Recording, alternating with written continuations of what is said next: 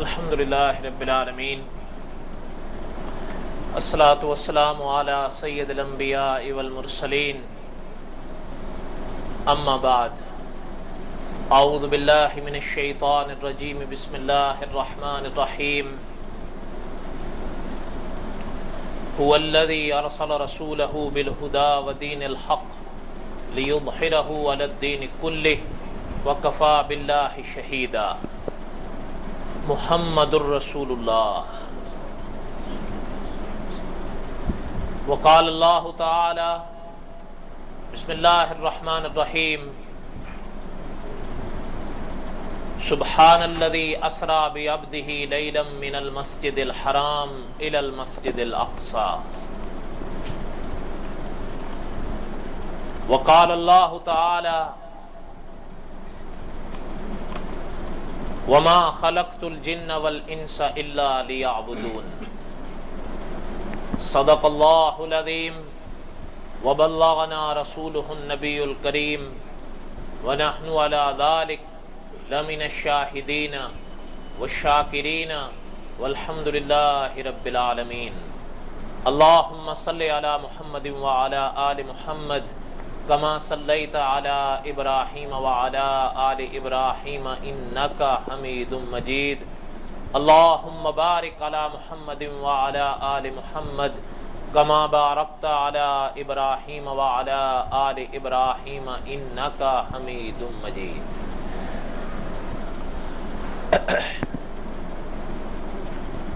جیسا کہ کل جمعے میں اعلان کیا تھا، آج کا یہ 1 گھنٹے کا بیان اللہ تعالیٰ کو منظور ہوا تو سجدہ سہو کے متعلق ہوگا۔ ہٹ کے وہاں سے جا کے وہاں بیٹھ، کبھی انسان مت بننا تو۔ لا حول ولا قوت۔ نماز کے متعلق سجدہ سہو کے بارے میں چند باتیں ارادہ تھا عرض کر دی جائیں، تاکہ کوئی نہ جانتا ہو تو جان لے۔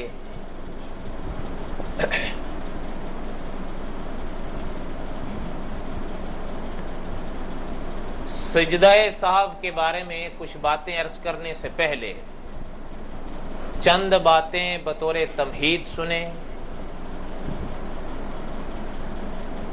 اللہ تعالیٰ نے انسان کو پیدا فرمایا، حضرت آدم علیہ السلام سے انسان کا سلسلہ شروع ہوا۔ حضور علیہ السلام نے ارشاد فرمایا حدیث شریف میں کہ کلکم بنو آدم، تم تمام آدم کی اولاد۔ حضرت آدم علیہ السلام سے انسانیت کا سلسلہ شروع ہوا اور آخری انسان تک جس کو پیدا کرنا اللہ کو منظور ہوگا، تب تک یہ سلسلہ چلے گا۔ ان تمام انسانوں کو پیدا کرنے کا مقصد اللہ نے کلام پاک کی اس آیت میں بیان فرمایا ہے جو ابھی میں نے پڑھی ہے، کہ اللہ تعالیٰ فرماتے ہیں وما خلقت الجن والانس الا لیعبدون، کہ ہم نے جنات کو اور انسان کو اس لیے پیدا کیا ہے کہ وہ ہماری عبادت کریں۔ کہ اس آیت کا مفہوم سمجھ لیجیے۔ وما خلقت الجن والانس، پتہ چل رہا ہے کہ جس طرح جنات مکلف ہیں اللہ کے حکم کے، اسی طرح آپ اور ہم انسان بھی مکلف ہیں اللہ کے حکم کے۔ پابند، مکلف کسے کہتے ہیں؟ پابند۔ اللہ تعالیٰ جو حکم فرمائیں وہ ہمیں کرنا چاہیے، جس بات سے اللہ تعالیٰ منع فرما دیں اس سے ہمیں رکنا چاہیے۔ اس آیت میں ہم سے پہلے اللہ تعالیٰ نے جنات کے بارے میں ارشاد فرمایا ہے، لیکن آپ کا اور ہمارا تعلق جنات کی قوم سے نہیں ہے، اس لیے میں اس کو چھوڑتا ہوں. ہم انسانوں کے بارے میں بات کریں گے، وہ تو رب نہ ہی دکھائے تو اچھا ہے. ایسا ہی ہے. بہرحال جی جی جی بالکل. اب اس میں ہم سب کی پیدائش، تخلیق کا مقصد ہمارے خالق نے بیان فرما دیا ہے، وہ ہے عبادت. پھر اس دنیا میں اللہ تعالیٰ نے انسان کو پیدا فرمایا. کسی کو اللہ نے 100 سال کی زندگی دی، کسی کو اس سے کم، کسی کو اس سے زیادہ. جتنی اللہ کو منظور ہوئی اللہ نے دی. اور اللہ تعالیٰ نے کلام پاک میں ارشاد فرمایا ہے کہ جتنی زندگی اللہ نے دی ہے، یہ اس آیت کا مفہوم ہے، اس سے نہ ایک لمحہ گھٹے گی نہ اس سے ایک لمحہ بڑھے گی. اب ایک حد لگ گئی ہے، اور جس چیز کی حد ہو اسے کہتے ہیں محدود. اور مفتی شفیع صاحب رحمۃ اللہ نے لکھا ہے کہ باوجود اس کے کہ ہم جانتے ہیں ہماری زندگی کی ایک حد ہے، اور یہ جاننے کے ساتھ ساتھ پھر ہم یہ بھی نہیں جانتے کہ وہ حد کتنی ہے. اور یہ بھی ہم جانتے ہیں کہ ایک دن ہم نے خدا کی بارگاہ میں پیش ہو کر اپنے اعمال کا جواب دینا ہے.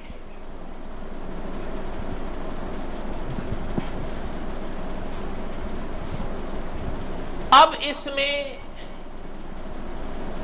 انسان کتنا کامیاب ہے، کتنا ناکام ہے. انبیاء علیہ الصلوۃ والسلام کی شان تو نرالی ہے، وہ تو معصوم عن الخطا ہوتے ہیں. صحابہ کی شان بھی نرالی ہے کہ وہ محفوظ عن الخطا ہوتے ہیں. اس کے بعد کے جو لوگ ہوتے ہیں، علماء فرماتے ہیں آپ کو اور ہمیں ایک چیز یاد رکھنی چاہیے، اس دنیا میں جو انسان عمل کرتا ہے، اللہ تعالیٰ نے اس دنیا میں اس کے عمل پر، اس کے اعمال پر پردہ ڈال دیا ہے. وہ فیصلہ قیامت کے دن ہوگا کہ کون سا عمل مقبول ہے، کون سا عمل مردود ہے. البتہ جس کے اوپر ہم سب کی عمارت کھڑی ہے وہ ہے امید، کہ ہمارے اکابر فرماتے ہیں وضو کر کے نماز پڑھ لو اس امید پر کہ اللہ قبول فرمائیں. یہی سب سے بڑی لگن ہے. ہمارے قاری عبداللہ یابے صاحب فرماتے ہیں وضو کر کے نماز پڑھ لو اللہ قبول فرمائیں. ہمارے ایک اور اکابر فرماتے ہیں وضو کر کے نماز پڑھ لو اس امید پر کہ اللہ قبول فرمائیں. ورنہ یہ حقیقت ہے کہ اللہ کی شایان شان کوئی عبادت نہیں کر سکتا. اور علماء فرماتے ہیں ہماری ٹوٹی پھوٹی عبادات کو قبول کرنا یہ ان کا کرم ہے. لیکن اس انسان کے ساتھ ایک ایسی کیفیت لگی ہے جس میں اس کی نیت شامل نہیں ہوتی، اسے کہتے ہیں بھول اور چوک. اسے کیا کہتے ہیں؟ بھول اور چوک. اچھا، کہیں کہیں بھول کا اور کہیں کہیں چوک کا ازالہ موجود ہے. یہ الگ بات ہے کہ ہم نہ جانتے ہوں. حضور علیہ الصلوۃ والسلام نے فرمایا کہ سوال میں شفا ہے، اور اللہ پاک نے قرآن پاک میں فرمایا فَاسْأَلُوا أَهْلَ الذِّكْرِ إِن كُنتُمْ لَا تَعْلَمُونَ، جانتے نہیں ہو تو جاننے والوں سے پوچھو. اب میں ایک بات آپ سے عرض کرتا ہوں مثال کے لیے. ایک انسان ہوتا ہے اس کی نیت نہیں ہوتی کہ میں غلطی کروں، اس کے اندر دو کیفیتیں عموماً پائی جاتی ہیں، ایک بھول اور ایک چوک، اور ان دونوں میں فرق ہے، بھول میں بھی اور چوک میں بھی. اب مثلا علماء نے اس کو مثال دی ہے کہ ایک شخص روزے کی حالت میں ہے اور روزے کی حالت میں وہ وضو کرنے بیٹھا، وضو کرنے کے لیے کلی کے لیے پانی اس نے لیا تاکہ سنت ادا ہو جائے، ارادہ نہیں تھا کہ روزہ توڑوں، لیکن روزہ بھول گیا، روزہ یاد نہ رہا اور پانی اندر لے گیا. یہ بھول ہے. کیا ہے؟ یہ بھول ہے. اس کو روزہ یاد نہ رہا، پانی پی گیا. تو اب ایک گلاس پانی نہیں، حضور علیہ الصلوۃ والسلام کے فرمان کی روشنی میں علماء نے لکھا ہے کہ وہ مٹکا بھر پانی پی جائے تب بھی اس کا روزہ نہیں ٹوٹے گا، اس لیے کہ یہ فتویٰ ہے محمد الرسول اللہ صلی اللہ علیہ وسلم. یہ کیا ہے؟ بھول ہے. یہ بھول ہے. اچھا، ایک ہے چوک. وہ کیا؟ تو علماء فرماتے ہیں اگر یہی شخص وضو کر رہا ہے روزے کی حالت میں اور کلی کے لیے پانی لیا چلو سے، اب پانی لیا منہ میں، ارادہ یہ تھا کہ پھینکوں گا، لیکن جان بوجھ کر نہیں، غلطی سے اندر چلا گیا، یہ چوک ہے. کیا ہے؟ یہ چوک ہے. لیکن علماء فرماتے ہیں کہ اس سے اس کا روزہ تو ٹوٹ جائے گا لیکن کفارے سے یہ شخص بچ جائے گا. ہاں، روزہ اس کا ٹوٹ جائے گا اس لیے کہ پانی اندر داخل ہو گیا اور اس کو روزہ یاد ہے. اب علماء فرماتے ہیں یہ چوک ہے، یہ معاف نہیں ہے، اس کی عید کے بعد ایک قضا کرے گا. یہ ہے کہ چونکہ اس کا ارادہ نہیں تھا، چوک تھی، تو کفارے کے 60 روزوں سے یہ بچ گیا.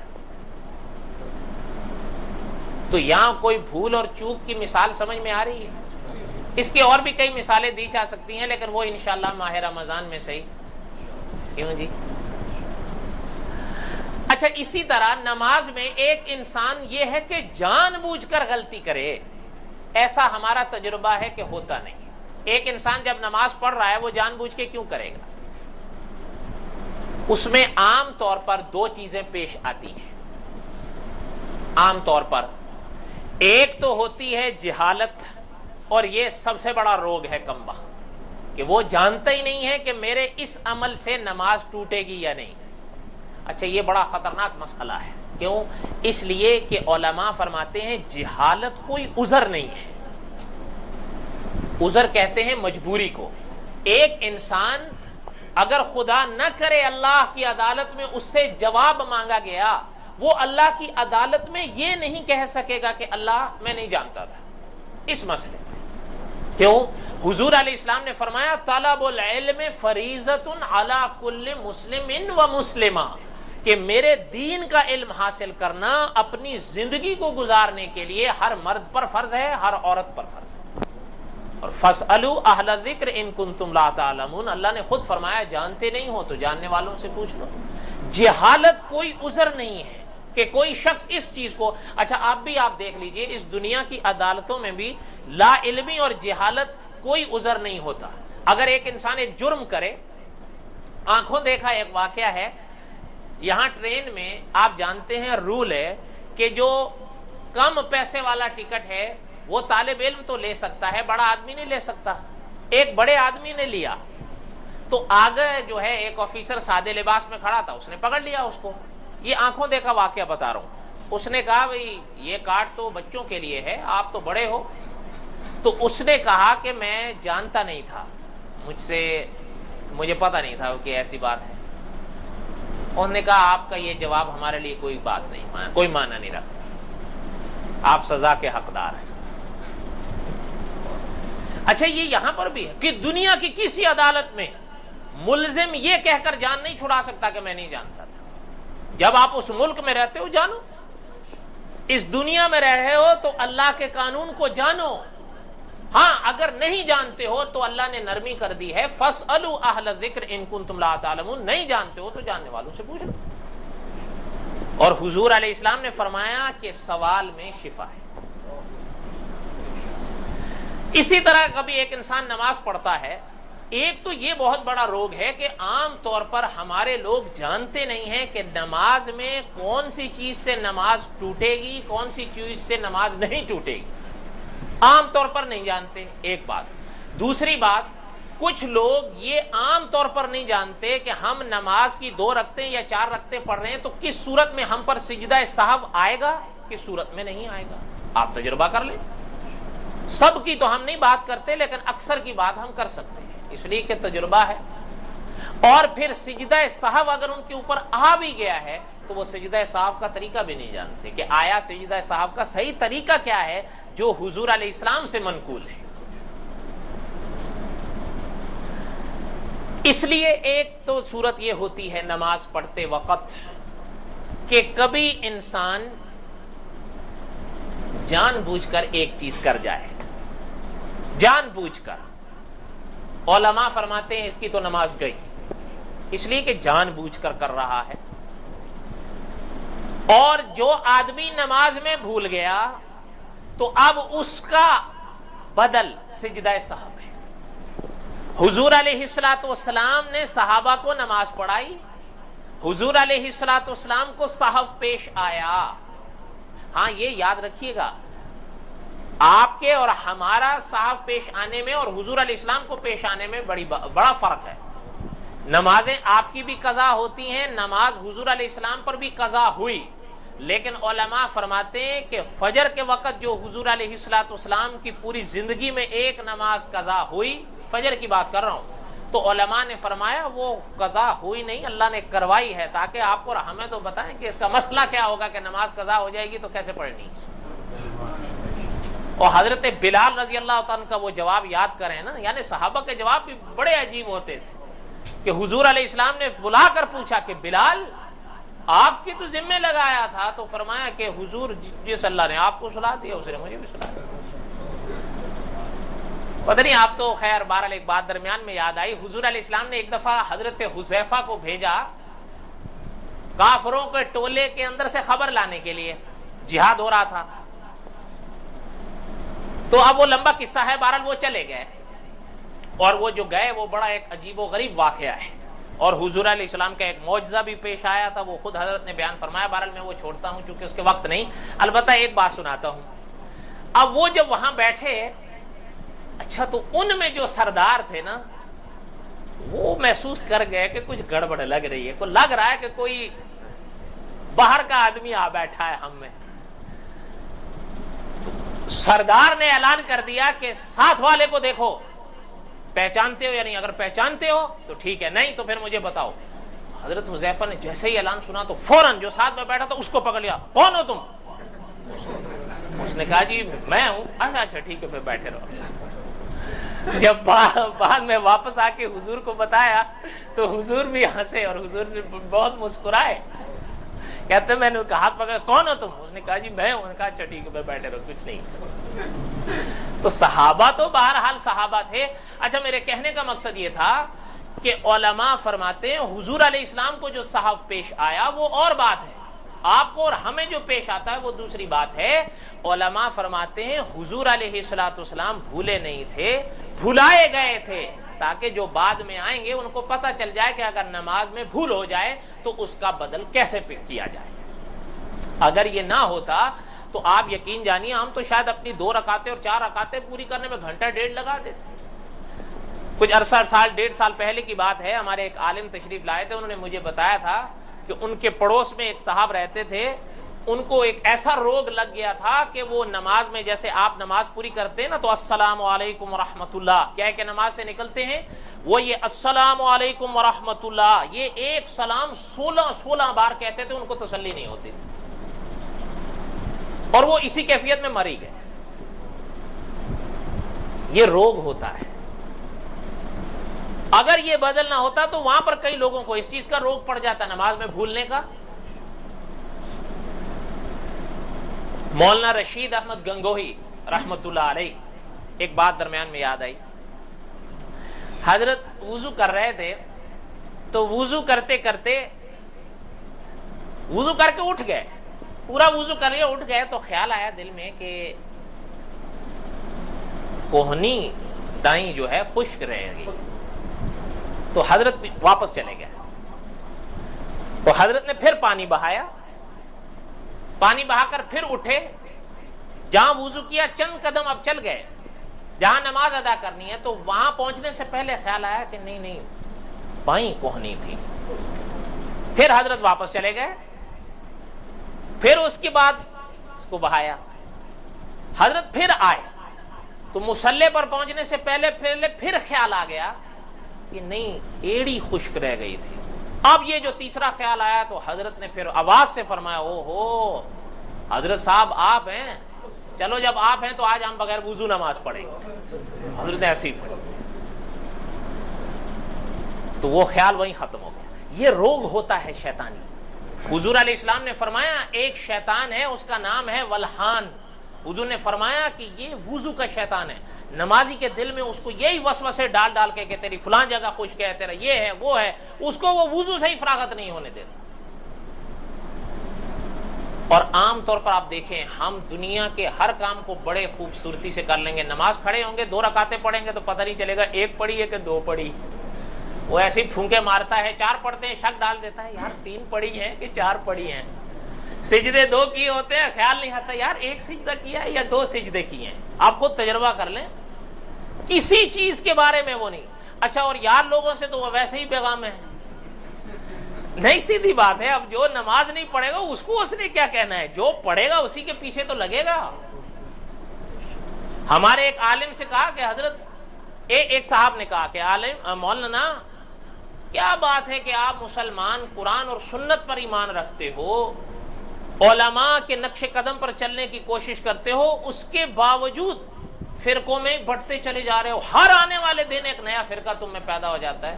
ہمارے ول دیکھو وہاں تو کوئی نہیں آتا, ہم ایک ہی ہیں. حضرت نے فرمایا بھائی بات یہ ہے کہ وہ تمہیں کنارے لگا کے بیغام ہو گیا, ہمارا پیچھا نہیں چھوڑ رہا, ہم کیا کریں.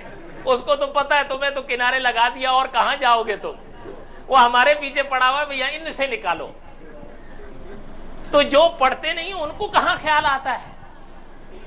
ایسے لوگ ہیں اللہ معاف کریں کہ عید تک نماز نہیں پڑھتے. بڑی حیرانگی کی بات ہوتی ہے, پتہ نہیں اللہ معاف کریں ان کا دل یہ زنگال قبول کیسے کر لیتا ہے. دعا کرا کریں کہ اللہ تعالیٰ ان کو بھی توفیق دے. بہرحال بات کرنے کا مقصد یہ تھا کہ یہ چیزیں آتی ہیں. کبھی کبھی انسان نماز پڑھتے ہوئے فی الحقیقت بھول جاتا ہے اور کبھی کبھی انسان چوک جاتا ہے, وہ چاہتا نہیں ہے چوک ہو جاتی ہے. اب اس میں اس کے لیے شریعت نے حکم رکھا ہے سجدہ سہو کا. سجدہ سہو جو ہے اب اس کے کچھ اصول ہیں, لیکن اب اس کے میں زیادہ تو نہیں, البتہ 1-2 موٹے اصول بتا دیتا ہوں. لیکن وہ اصول آپ کو تبھی کام دیں گے جب آپ نماز کے فرائض اور واجبات جانیں گے. جب تک آپ نماز کے فرائض اور واجبات نہیں جانیں گے وہ اصول آپ کام میں نہیں لا پائیں گے. کیوں, آپ جانتے ہی نہیں ہیں تو کیسے لائیں گے. اب دیکھیے میں اس کو آپ کو ایک مثال دیتا ہوں, دھیان میری طرف رکھیے تو بات سمجھ میں آئے گی. ایک صاحب چند روز پہلے کی بات ہے, اس نے مجھے فون کیا, میں شاید بس میں تھا یا کچھ, فون کیا, انہوں نے کہا جی میں نے نماز ادا کی وتر کی. تو وتر کی نماز پڑھتے وقت میں نے تیسری رکعت میں جب آیا تو پوری سورہ فاتحہ پڑھی. سورہ فاتحہ پڑھنے کے بعد آمین کہا. آمین کے بعد کیا کرنا تھا, اور سورت کے بعد کیا کرنا تھا, دعائیں. کہتا ہے نہ میں نے سورت پڑھی نہ ہی دعائیں قنوت پڑھی, میں سیدھا رکوع میں چلا گیا. رکوع میں چلا گیا, رکوع بھی کر لیا. اس کے بعد کہیں یاد آیا کہ اوہو یہ کیا کر دیا, میری تو سورت بھی رہ گئی اور دعائیں قنوت بھی رہ گئی. سمجھ رہے ہیں. اچھا اس کا میں نے ان کو ایک ہی جواب دیا, میں نے کہا سجدہ سہو کر لو نماز ہو جائے گی. ابھی اس پہ کچھ سوچئے گا نہیں, آگے میں بات کروں گا انشاءاللہ. سجدہ سہو کر لو نماز, مسئلہ یہی ہے, سجدہ سہو کر لیا تو نماز ہو گئی. اچھا اب ذرا اگر ذہن میں تھوڑا سا آپ زور دیں, میں نے ان صاحب کو فون پر یہ مسئلہ بتایا ہے یا اصول بتایا ہے؟ مسئلہ بتایا ہے, اصول تو نہیں بتایا. کیوں, اس لیے کہ میں سمجھتا تھا کہ وہ یہ تفصیلات جب نماز کے فرائض اور واجبات جانتا ہی نہیں ہے, اس کو اصول بتا بھی دوں گا تو وہ اس اصول سے پورا کام لے ہی نہیں سکے گا. ایسا ہی ہے نا, جب آپ کو معلومات نہ ہو تو اصول اگر آپ کو دے بھی دیا جائے تو آپ اس سے کام لے ہی نہیں سکیں گے۔ اب دوسری طرف آئیے، ایک اور صاحب نے ایک مسئلہ پوچھا، یہاں یاد ہے نا میں نے کیا کہا؟ اچھا، ایک اور صاحب نے ایک مسئلہ پوچھا، اس نے مسئلہ یہ پوچھا کہ میں نماز پڑھ رہا تھا 4 رکعت، تو 4 رکعت نماز میں جب 2 رکعتیں پوری ہو گئیں اور پہلے تشہد میں بیٹھا التحیات للہ، تو عبدہ و رسولہ پر پہنچ کر انہوں نے کیا کرنا تھا؟ تیسری رکعت کے لیے کھڑا ہونا تھا۔ تو انہوں نے کہا کہ میں درود پڑھ گیا، اور پھر خیال آیا کہ اوہو میں نے تو تیسری رکعت کے لیے کھڑا ہونا تھا۔ تو میں نے ان سے کہا کہ بھئی 2 رکعتیں اور اپنی کھڑے ہو کر پڑھ کر آخر میں سجدہ سہو کر لو، نماز ہو جائے گی۔ یہ علماء نے مسئلہ لکھا ہے۔ اچھا، ابھی آپ پھر ذہن پہ دیکھیے کہ میں نے ان کو جو جواب دیا تو میں نے ان کو اصول بتایا ہے یا مسئلہ؟ مسئلہ۔ اچھا، اب آپ خالی باقی اور بھی کئی مثالیں دی جا سکتی ہیں، لیکن ان 2 سے دیکھیے، ان 2 پوچھنے والوں کا سوال ایک جیسا تھا یا علیحدہ علیحدہ؟ اور میرا جو جواب تھا ان دونوں کے لیے وہ علیحدہ علیحدہ تھا یا ایک جیسا؟ اس کی وجہ کیا ہے کہ میرے ذہن میں وہ جو علماء نے اصول لکھے ہوئے وہ اس کی فہرست موجود تھی، اور اسی کے روشنی میں میں نے ان کو مسئلہ بتایا۔ بات سمجھ رہی ہیں آپ؟ میرے کہنے کا مقصد یہ تھا کہ اگر سجدہ صاحب کے اصول عام طور پر بتا بھی دیے جائیں تو اب وہ ہمارے عوام کام میں نہیں لا پاتی۔ کیوں؟ اس لیے کہ ہماری عوام نماز کے فرائض اور واجبات کو جانتی نہیں ہے کہ نماز میں کتنے فرائض ہیں اور کتنے واجبات ہیں۔ اور سنیے، اصول سنیے، اصول یہ ہے علماء کا کہ جو نماز کے فرائض ہیں، اگر نماز میں کوئی فرض رہ گیا، سنیے، اگر نماز میں کوئی فرض رہ گیا، سجدہ سہو اس کا بدل نہیں ہو سکے گا۔ آپ سجدہ سہو کرتے بھی رہیں گے، اس سے نماز نہیں ہوگی۔ مثلا سجدہ نماز میں فرض ہے، اور ہر سجدہ فرض ہے۔ ہر رکعت میں کتنے سجدے ہوتے ہیں؟ 2۔ تو یاد رکھیے گا ان دونوں میں دونوں فرض ہیں، یہ نہیں کہ ایک فرض ہو دوسرا واجب ہو یا دوسرا سنت ہو، نہیں، دونوں فرض ہیں۔ جب دونوں فرض ہیں تو اللہ نہ کرے اگر کسی انسان نے ایک سجدہ کیا اور ایک رہ گیا، ایسی صورت عام طور پر پیش آتی نہیں، عام طور پر پیش نہیں آتی، لیکن اگر کسی کے ساتھ پیش آئے تو اگر وہ شخص یہ اب تشہد میں بیٹھ گیا اور اس کو خیال آ گیا یار میرا تو ایک سجدہ رہ گیا تھا، وہ اگر آخر میں سجدہ سہو کر بھی لے تو اس کی نماز نہیں ہوگی۔ کیوں؟ سجدہ سہو فرض کا بدل نہیں ہوتا۔ ہاں، فرض کی تاخیر کا بدل ہو سکتا ہے۔ کیا ہو سکتا ہے؟ ہاں، اس کی مثال یہ ہے کہ جیسے انہی صاحب نے اگر خدا نہ کرے 2 سجدے کرنے تھے، ایک کیا اور بعد میں تشہد میں یاد آیا کہ اوہو میرا تو ایک سجدہ رہ گیا، علماء نے فرمایا جیسے یاد آیا ہے سجدہ کر لے اور آخر میں سجدہ سہو کر لے، اب نماز ہو جائے گی۔ اب میں اس بات کو دہراتا ہوں، سجدہ سہو فرض کا بدل نہیں ہے، ہاں تاخیر کا بدل ہو سکتا ہے۔ اگر ادا کرنے میں دیر کر دی لیکن اسی رکعت کے اندر وہ کر لیا اور آخر میں سجدہ سہو کر لیا تو نماز ہو جائے گی، اور اگر آپ نے وہ فرض ادا نہیں کیا تو سجدہ سہو آپ 1 کے بجائے 10 بھی کرتے رہیں وہ نماز نہیں ہوگی۔ اگلی بات سنیے، سجدہ سہو، اب یہ تو ذہن میں رہے گا نا کہ فرض کا بدل نہیں ہے، فرض کا بدل نہیں ہے۔ اب جیسے مثال کے طور پر ایسی صورت تو عام طور پر پیش نہیں آتی، اگر کسی کا رکوع چھوٹ گیا، رکوع نماز میں فرض ہے، رکوع نماز میں فرض ہے، اگر وہ جو ہے سیدھا سجدے میں چلا گیا، ایسی صورت بالعموم پیش نہیں آتی، اگر آتی ہے اور رکوع چھوٹ گیا، اب وہ تو تشہد میں اس کو خیال آیا ہو میرا تو رکوع رہ گیا، اب وہ رکوع کرنے کے بجائے اگر فقط سجدہ سہو کر لے گا تو علماء نے فرمایا اس سجدہ سہو سے نماز نہیں ہوگی۔ کیوں؟ رکوع چھوڑا ہوا ہے اس نے۔ ہاں، اگر رکوع چھوٹ گیا ہے وہ اگر کر لیتا اور آخر میں سجدہ سہو کر لیتا تو یہ سجدہ سہو رکوع کی تاخیر کا بدل ہو جاتا۔ کوئی بات سمجھ میں آ رہی ہے؟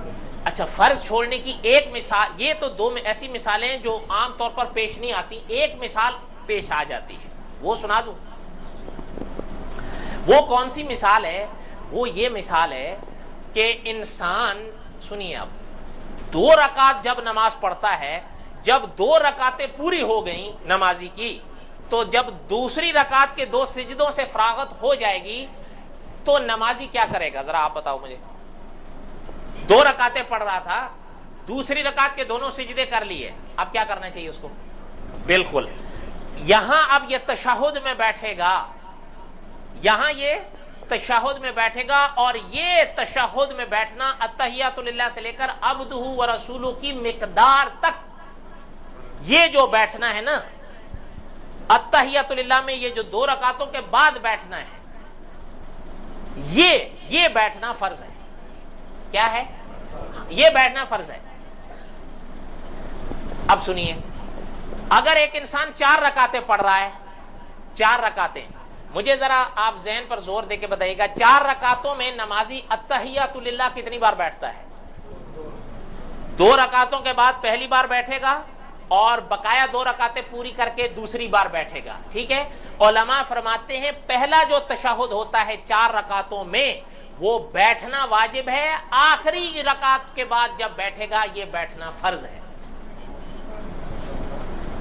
پہلا چھوٹ جائے گا، سجدہ سہو اس کا بدل ہوگا. دوسرا چھوٹ جائے گا، سجدہ سہو اس کا بدل نہیں ہوگا. اب ان دونوں کی مثال سنیے.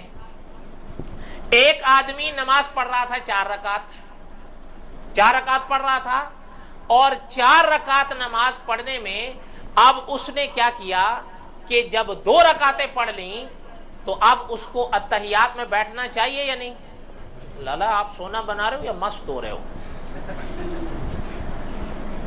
بھائی جب ان مسائل میں بھی اب نیند آ رہی ہو تو یا تو پھر یہی میں کہہ سکتا ہوں کہ وہ سن کے مست ہو گئے،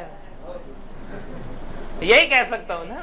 حضرت چنیوٹی صاحب رحمۃ اللہ علیہ ایک درس دے رہے تھے، تو ان درس میں ایک مولوی صاحب کو نیند آ گئی بالکل سامنے. تو حضرت نے ان سے بالکل ایسے ہی فرمایا کہ مولانا آپ مست ہو رہے ہیں یا سونا بنا رہے ہیں؟ اب وہ یوں ہو گئے. تو اس لیے میں یا تو سن کے مست ہو جائے، بھائی یہی کہہ سکتا ہوں. بھائی ان مسائل میں اگر نیند آ جائے. بہرحال وہ اقبال مرحوم نے کہا تھا نا، یہ ناداں گر گئے سجدے میں جب وقت قیام آیا. اب ہم جو سو ہی گئے ان موقعوں پر، جب جاگنے کا وقت آیا تو یہی حال ہوگا. اب اس میں اگر جس آدمی نے 2 رکعتیں پڑھ لیں اور التحیات للہ میں اس نے بیٹھنا تھا، وہ التحیات للہ میں بیٹھنے کے بعد بجائے کھڑا ہو گیا. بیٹھنا تھا اس نے، چونکہ 4 رکعتیں پڑھ رہا ہے نا، 2 رکعتیں پوری ہوئی تو التحیات للہ میں بیٹھنا چاہیے تھا، اور یہ بیٹھنا اس کے لیے واجب ہے. ٹھیک ہے؟ اچھا یہ ذرا ایک فرق ذرا سنیے گا، سب تو شاید ذہن میں نہ رکھ سکیں، جو رکھ سکتے ہیں. التحیات للہ جو ہے نا، التحیات للہ 4 رکعتیں اگر آپ پڑھ رہے ہیں تو 2 رکعتوں کے بعد یہ بیٹھنا تو واجب ہے. ٹھیک ہے؟ اور 4 رکعتوں میں یا 2 رکعتوں میں جو آخری ہوتا ہے تشہد وہ فرض ہے، لیکن التحیات للہ جو پڑھا جاتا ہے یہ واجب ہے، وہ چاہے 2 رکعت کی ہو چاہے 4 رکعت کی ہو. ٹھیک ہے؟ سمجھ رہے ہیں بات؟ اچھا اب اس میں ان صاحب نے پڑھ رہے تھے 4، 2 رکعتیں پوری ہوئی تو التحیات للہ میں بیٹھنا تھا. التحیات للہ میں بیٹھنے کے بجائے سیدھا تیسری رکعت میں کھڑے ہو گئے. اب تیسری رکعت میں کھڑے ہونے میں 2 صورتیں ہیں. 2 صورتیں یہ ہیں کہ علماء فرماتے ہیں اگر تو وہ اٹھا اور اٹھنے کے قریب تھا، زیادہ نہیں اٹھا، اس کے یہ گھٹنے یا تو زمین سے نہیں اٹھے یا گھٹنے اٹھے لیکن بیٹھنے کے ہی قریب تھا تو بیٹھ جائے، التحیات للہ پڑھ لے. اس صورت میں کوئی سجدہ سہو کرنے کی ضرورت نہیں ہے. سمجھ رہے ہیں؟ ہاں اگر علماء نے فرمایا اٹھ کے اس کے یہ گھٹنے سیدھے ہو گئے، یہ گھٹنے سیدھے ہو گئے یا گھٹنے قریب سیدھے ہو گئے، سیدھے ہونے کے قریب جا لگا ہے، تو اب علماء نے فرمایا اب آگے نکل جائے، اب واپس تشہد میں نہ آئے، اب وہ اپنی تیسری رکعت پوری کرے، چوتھی رکعت پوری کرے. اب جب یہاں بیٹھے گا تو آخری نماز یعنی نماز پوری کرنے سے پہلے سجدہ سہو کر لے، نماز ہو جائے. سمجھ آ رہی ہے بات؟ کیوں؟ اصول کیا ہے کہ سجدہ سہو جو ہوتا ہے یہ واجب کا بدل ہوتا ہے. تو چونکہ یہ جو پہلا تشہد چھوڑ گیا ہے یہ فرض تھا یا واجب تھا؟ واجب تھا. اور اچھا اس میں ایک اور چیز بھی ذرا سمجھیے, یہ جو اٹھ کے چلا گیا ہے اوپر, یہ جو اٹھ کے اوپر چلا گیا ہے اس نے کتنے واجب چھوڑے ہیں؟ نہیں, 2, پڑھنا اور بیٹھنا. تو اب یہاں سے آپ سمجھیے کہ علماء فرماتے ہیں, جب علماء کے آگے یہ سوال آیا کہ اگر ایک نمازی سے نماز میں جو واجبات چھوٹ گئے وہ واجب 1 کے بجائے 2 چھوٹ گئے یا 2 کے بجائے 3 چھوٹ گئے تو کتنے سجدہ سہو کرے گا؟ علماء نے فرمایا ایک ہی سجدہ سہو سب کی طرف سے کافی ہے. اسی کی روشنی میں تو میں نے ان صاحب کو جواب دیا تھا جس نے مجھے فون کر کے بس میں پوچھا تھا کہ مجھ سے سورت بھی چھوٹی اور دعائیں, اس سے کتنے واجب چھوٹے تھے؟ 3. کون کون سے؟ سورت اور دعائے قنوت یہ بھی واجب ہیں, اور دعائے قنوت سے پہلے اللہ اکبر یہ کہنا بھی واجب ہے. یاد رکھیے گا نماز میں جو یہ کھڑے ہو کر جیسے آپ نے شروع کی اور کہا اللہ اکبر, یہ جو اللہ اکبر آپ نے کہا ہے اسے کہا جاتا ہے تکبیر تحریمہ. یہ فرض ہے. کیا ہے؟ یہ فرض ہے. یہ چھوٹے گا سجدہ سہو, اس کا بدل نہیں ہوگا, یہ یاد رکھیے گا. اور یہ فرض ہے. اور دعائے قنوت سے پہلے جو اللہ اکبر ہے, اچھا یہ فرق یاد رکھیے گا, میں یہ ہاتھ کے بارے میں نہیں کہہ رہا ہوں, ہاں منہ سے کہنے کے بارے میں کہہ رہا ہوں, ہاتھ کے بارے میں نہیں. سمجھ رہے ہیں کہ نہیں؟ اشارہ میں نے کر دیا, باقی تفصیل کا موقع نہیں ہے. اللہ اکبر جو نماز کی ابتدا میں کیا جس سے نماز شروع ہو رہی ہے وہ تکبیر تحریمہ فرض ہے. دعائے قنوت سے پہلے جو اللہ اکبر ہے وہ واجب ہے. اور اس کے سوا جو آپ رکوع میں یا سجدوں میں آتے جاتے جو تکبیرات کہتے ہیں وہ ساری سنتیں ہیں. ٹھیک ہے؟ ان سب کو کہا جاتا ہے علماء کی اصطلاح میں تکبیرات انتقالیہ. کیا کہا جاتا ہے؟ آپ ایک صورت سے دوسری طرف انتقال کرتے ہیں نا, یہاں سے وہاں اور وہاں سے یہاں, تو اسی لیے ان تکبیرات کو علماء کی زبان میں کہا جاتا ہے تکبیرات انتقالیہ. یہ پرانی کتابوں میں لکھا ہوتا تھا, اب نہیں. اب ان کو پتا ہے کہ جیسے روح ویسے فری. اب وہ آسانی کے لیے آپ اور ہمارے کے لیے وہ تکبیر کا لفظ لکھ دیتے ہیں کہ تکبیرات انتقالیہ آپ تقریباً کوئی نہیں لکھتا. ان کو پتا ہے کہ اب آپ اور ہم کتنے کچھ پانی میں کھڑے ہیں, وہ تکبیرات انتقالیہ لکھ دیں تو ہمارے تو پریشان ہو جائیں گے. یہ کون سی تکبیر ہے نماز میں؟ آپ مذاق نہیں کر رہا ہوں. آپ ہوتا نماز میں ہم صبح شام, اللہ کی عنایت ہے لوگ نماز پڑھتے ہیں, پڑھنی چاہیے. نماز میں ایک جگہ ہے جس کو علماء کی زبان میں جلسہ کہتے ہیں. جلسہ, آپ کبھی کسی نمازی سے پوچھئے گا نماز میں جلسہ کون سی جگہ ہوتی ہے, پھر دیکھ لیجئے گا. جی میں وہ تو ظاہر ہے, آپ تو میں نے آپ کو تو نہیں کہا ہے, میرے کہنے کا مقصد ہے آپ کسی نمازی سے ایسے پوچھ کے تجربہ کریے, پتہ چل جاتا ہے کہ نماز کے ان ناموں سے ہمارے لوگ تقریباً غافل ہیں. اب اس میں جو صورت میں آپ سے کر رہا تھا کہ فرض چھوڑنے, رکوع اور سجدوں کی بالعموم صورت پیش نہیں آتی. ہمارے ایک استاد تھے وہ فرمایا کرتے تھے ہم سے آج تک کسی صاحب نے یہ مسئلہ نہیں پوچھا کہ بھائی ہم سے نماز میں سجدہ چھوٹ گیا 1 یا 2, اور حضرت اس کی ایک بڑی عجیب وجہ فرماتے تھے ہمارا تجربہ نہیں ہے. اچھا, حالانکہ علماء نے فقہا نے اس کا حل لکھا ہوا ہے, لیکن عام طور پر یہ صورت پیش نہیں آتی. اور وہ جو ہمارے اکابر تھے وہ اس کی ایک بڑی عجیب وجہ بیان فرمایا کرتے تھے, کہتے تھے اس کی وجہ یہ لگتی ہے کہ علماء نے ایک سوال کا جواب دیا ہے کہ نماز میں سجدے 2 کیوں ہیں. تو اس سوال کا جواب جہاں علماء نے دیا ہے تو ان علماء نے لکھا ہے جب انسان پہلا سجدہ کرتا ہے تو یہ مرحلہ گویا اسے اشارہ کر رہا ہوتا ہے کہ تو اسی مٹی سے پیدا ہوا ہے جہاں تیری یہ پیشانی جھک رہی ہے. اور اس کے بعد علماء نے فرمایا جب دوسرا سجدہ کرتا ہے تو گویا یہ مرحلہ اس کو اشارہ کر رہا ہوتا ہے کہ اسی مٹی میں تو نے واپس آنا ہے. اور 2 سجدوں کے درمیان میں جو انسان ایک لمحہ بیٹھتا ہے وہ اشارہ کرتا ہے تیری زندگی یہی کچھ ہے. تو اب علماء وہ حضرت فرماتے تھے کہ اس سے پتہ چلتا ہے کہ عام طور پر کوئی نمازی سجدوں میں نہیں بھولتا. حضرت فرماتے تھے اس لیے کہ حقیقت یہ ہے کہ یہیں سے اٹھا ہے اور یہیں لوٹ جائے گا, اس لیے یہ صورت عام طور پر نمازی کو پیش نہیں آتی. اچھا, جو صورت عام طور پر فرض چھوڑ کے مارے میں پیش آتی ہے وہ کون سی ہے؟ وہ پتہ ہے کون سی ہے؟ وہ ہے جب انسان 4 رکعتیں پوری کر لیتا ہے یا 2 رکعتیں پوری کر لیتا ہے تو اب تشہد میں بیٹھنا فرض ہے. اور یہاں اگر وہ یہ صورت اس پر آ جاتی ہے کہ وہ بجائے بیٹھنے کے تیسری رکعت کے لیے جا کھڑا ہوا جبکہ اس کی نیت 2 رکعتوں کی تھی یا 4 رکعتوں کی نیت تھی، وہ 4 اپنی پوری کر چکا ہے، اب اس پر فرض ہے کہ وہ بیٹھے، لیکن وہ بیٹھنے کے بجائے 5ویں رکعت میں غلطی سے کھڑا ہو گیا. ایسا ہو جاتا ہے. اچھا اب اس میں ذرا سنیے، علماء فرماتے ہیں یہ دونوں نمازی ہوں، اگر مثال کے طور پر جس نے 2 رکعتیں پڑھی تھی اس کے لیے بھی التحیات للہ میں اب بیٹھنا فرض تھا، اور جس نے 4 پڑھ لی ہیں اس نے اپنی رکعتیں پوری کر لی ہیں تو اب اس پر بھی التحیات للہ میں بیٹھنا فرض تھا، لیکن وہ بھولے سے بیٹھنے کے بجائے 5ویں میں کھڑا ہو گیا یا بھولے سے تیسری میں جا کھڑا ہوا. اب کیا کرے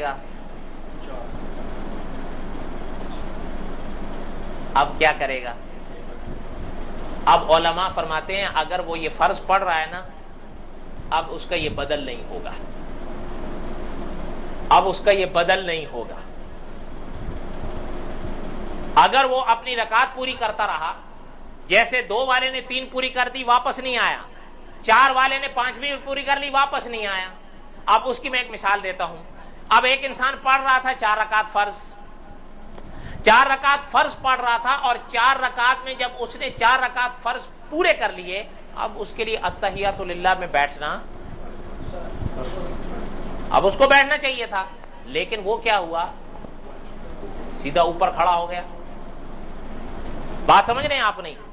ایسی صورت جب پیش آتی ہے تو چونکہ یہ فرض چھوڑ گیا ہے، اب اگر وہ آخر میں فقط سجدہ سہو بغیر کسی اس سے کرے گا تو یہ سجدہ سہو اس کے فرض جو چھوڑ گیا ہے اب وہ آگے بڑھتا رہا، اب اس کا وہ بدل نہیں ہوگا. اس کا بدل یہ ہوگا کہ اس کو لوٹنا پڑے گا اس میں. اس کو آپ مثال سے سمجھیے تب بات سمجھ میں آئے گی. کیوں؟ ایک آدمی 4 رکعت پڑھ رہا ہے، 4 رکعت جب اس کی پوری ہو گئی اب التحیات للہ میں اس پر بیٹھنا فرض تھا. التحیات للہ سے عبدہ و رسولہ تک تو اس کا پڑھنا واجب ہے، لیکن بیٹھنا تو فرض ہے. ٹھیک ہے. اب اس میں 2 صورتیں عموماً پیش آ جاتی ہیں. ایک یہ صورت پیش آتی ہے کہ وہ عبدہ و رسولہ تک پڑھ چکا ہے، یہ 4 رکعتیں اس کی پوری ہو گئی تھی، اب بھول کے اوپر کھڑا ہو گیا، حالانکہ وہ 4 پوری کر گیا ہے، اب تو اس کو آگے جانا تھا لیکن وہ بھول کر سیدھا اوپر چلا گیا. تو علماء فرماتے ہیں اگر 5ویں رکعت کا سجدہ کرنے سے پہلے یاد آ گیا، لوٹ آئے. کیا کرے؟ لوٹ آئے اور آخر میں سجدہ سہو کر لے، نماز ہو جائے گی. اور اگر 5ویں رکعت کا سجدہ کر گیا ہے، علماء فرماتے ہیں 1 رکعت اور ملائے، آخر میں سجدہ سہو کرے، 4 فرض ہو جائیں گے، 2 نفل بن جائیں گے. لیکن سنیے گا، اس نے فرض چھوڑا ہے یا کیا تھا آدھا؟ بالکل، اس لیے کہ یہ تو بیٹھا ہے نا، 4 رکعتیں پوری کر کے بیٹھا تھا، اب عبدہ و رسولہ کے بعد اس نے درود پڑھنا تھا لیکن بھول کر. اچھا اس کی ایک اور صورت پیش آ جاتی ہے عام طور پر نمازیوں کو. وہ صورت یہ پیش آتی ہے کہ نمازی 4 رکعتیں پڑھ رہا ہوتا ہے، 4 رکعت میں عبدہ و رسولہ جو پہلا اس نے پڑھا ہے عبدہ و رسولہ، اب ضروری ہے کہ تیسری رکعت میں جا کھڑا ہو. یہ درود شروع کر دیتا ہے. اب درود جو شروع کرتا ہے پھر اس کو خیال آتا اوہو میں نے تو اٹھنا تھا تیسری رکعت کے لیے، میں نے تو درود شروع کر دیا. تو علماء فرماتے ہیں اس میں 2 صورتیں ہیں. ایک صورت تو یہ ہے کہ اگر جو عبدہ و رسولوں کے بعد درود شروع کر دیا تو اللہم صلی علی محمد اگر یہاں تک آ گیا ہے اب اس کے اوپر سجدہ سہو آ جائے گا. اب اٹھ جائے، واپس اٹھ جائے، اپنی 2 رکعتیں پوری کرے اور آخر میں سجدہ سہو کرے، اس کی نماز ہو جائے گی. اور اگر اللہم صلی علی محمد یہاں تک نہیں پہنچا، اللہم صلی پہ اب مثلا اللہم صلی پڑھا، یاد آ گیا، اللہم صلی علی پڑھا، یاد آ گیا، فرمایا اب اٹھ جائے، اس کو آخر میں سجدہ سہو کرنے کی ضرورت نہیں. سمجھ میں آ رہی ہے بات کہ نہیں آ رہی ہے؟ اچھا ایک تیسری صورت عام طور پر پیش آتی ہے ہمارے لوگوں کو، وہ یہ پیش آتی ہے کہ انسان 2 رکعتیں پڑھے یا 4 پڑھے، اگر تو وہ پڑھ رہا ہے 2 رکعت فرض یا 2 رکعت سنت تو پھر تو ہر رکعت آمین کے بعد سورت کے ساتھ ہے، اور اگر 4 رکعت فرض پڑھ رہا ہے تو پہلی 2 رکعتیں تو سورت کے ساتھ ہیں، لیکن تیسری اور چوتھی رکعت سورت کے ساتھ نہیں ہے، آمین کے بعد رکوع میں جانا ہے۔ کبھی کبھی یہ ہوتا ہے کہ ہم پہلی میں سورت چھوڑ جاتے ہیں اور تیسری چوتھی میں ملا جاتے ہیں۔ وہ یار صاحب ہمارے پیچھے پڑا ہوا ہوتا ہے، اب کیا کریں۔ ہمارے ایک عالم ہے، وہ فرماتے ہیں 2 موقعوں پر سب سے زیادہ خیال آدمی کو آتے ہیں، ایک نماز میں اور دوسرا بیت الخلاء میں۔ اب یہ حقیقت ہے کہ یا تو جیسے ہی اللہ اکبر کیا تو خیالات کا ایک انبار شروع ہو جاتا ہے، جو خیالات